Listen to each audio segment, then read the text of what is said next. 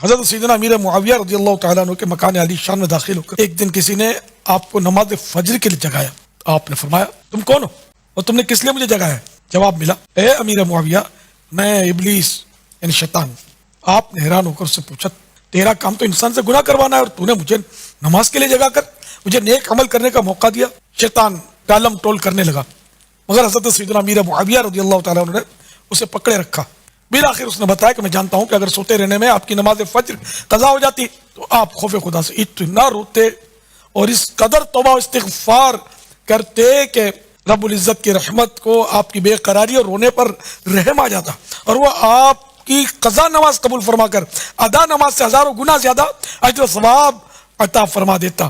کیونکہ مجھے خدا کے نیک بندوں سے بغض و حسد ہے اس لیے میں نے آپ کو جگا دیا تاکہ آپ کو زیادہ ثواب نہ مل سکے. وہ کہتے ہیں نہیں حضرت میر معاویہ کی فجر کی نماز ایک دفعہ قضا ہو گئی تو وہ اتنا روئے کہ اگلے دن ان کو فجر کے وقت شیطان جو ہے نا انسانی شکل میں اٹھانے کے لیے آ گیا. اچھا جی شیطان اٹھانے کے لیے آ گیا کیوں؟ وہ کہتے ہیں اس لیے آیا کہ اس شیطان نے ان کو بتایا کہ کل جو آپ روئے تھے نا اس کی وجہ سے آپ کا ثواب کتنے گنا بڑھا دیا گیا ہے تو میں نہیں چاہتا کہ آپ دوبارہ نماز قضا کریں اور آپ کو پھر اتنا ثواب رونے کے اوپر ملے تو میں آپ کو فجر کے وقت اٹھانے کے لیے خود آ گیا ہوں. اندازہ کریں آپ یار یعنی یہ لوگ کس طرح کے جھوٹے واقعات بیان کرتے ہیں. یہ جو ثواب اور عذاب کا معاملہ ہے یہ اللہ اور فرشتوں کے درمیان راز ہے. اس کا شیطان سے کوئی لینا دینا نہیں ہے. آپ شیطان کا علم غیب مانے ہوئے ہیں مامو جی کو بڑھانے کے لیے. یعنی شیطان نے یاری لگائی ہوئی ہے فرشتوں کے ساتھ کہ تو خبر لیک کرنی ہے تو میں پھر کل جگاواں گا کس نو میں جگانا ہے. اللاجیکل جھوٹی باتیں ان کا کوئی دین سے لینا دینا نہیں ہے. یہ اللہ اور بندے کا معاملہ ہے.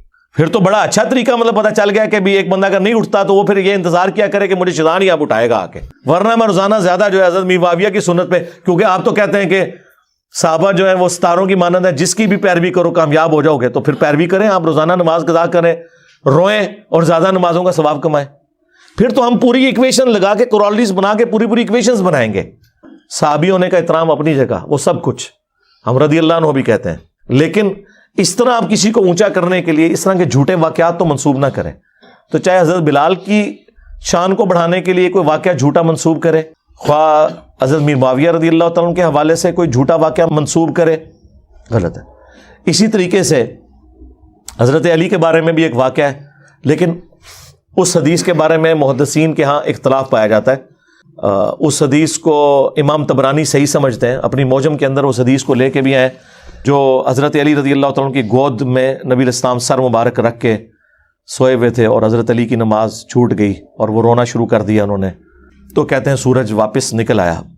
یہ روایت اپنی سند کے اعتبار سے اکثر محدثین نے اسے ریجیکٹ کیا ہے اس وجہ سے نہیں کہ وہ حضرت علی سے کوئی بغض رکھتے تھے. یہ اللاجیکل بات ہے. لاجیکل بھی درست نہیں ہے. یہ ہو ہی نہیں سکتا کہ نبی الاسلام تو نماز پڑھ کے سوئے ہوں اور حضرت علی نے نماز نہ پڑھی ہوئی ہو. حضرت علی تو ساری نمازیں حضور کے پیچھے ہی پڑھتے تھے. یہ ایسا ہو نہیں سکتا. یہ لاجیکلی کوئی درست نہیں ہے.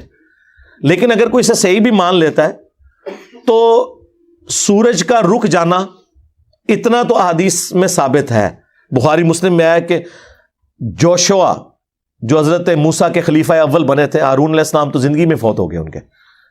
یوشع ابن نون جنہیں جوشوا کہا جاتا ہے ان کی جنگ تھی بت پرستوں کے ساتھ مشرکین کے ساتھ اور ہفتے کا دن شروع ہونے والا تھا یعنی جمعے کی مغرب کا وقت قریب آ گیا تھا اور ہفتے کے دن یہودی جنگ نہیں لڑ سکتے تھے.